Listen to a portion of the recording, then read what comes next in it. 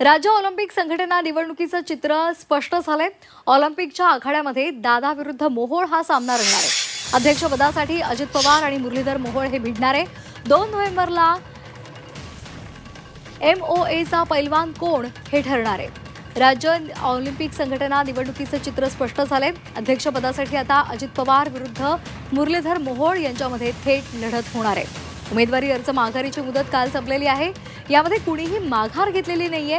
त्यामुळे आता अजित पवार आणि मुरलीधर मोहोळ यांची राजकीय कुस्ती होणार असून 2 नोव्हेंबरला MOAचा पैलवान नेमका कोण आहे हे स्पष्ट होणार आहे। सोबतच वरिष्ठ उपाध्यक्ष पदासाठी 2 तर अध्यक्ष उपाध्यक्ष पदासाठी 4 उमेदवार मैदानामध्ये आहेत।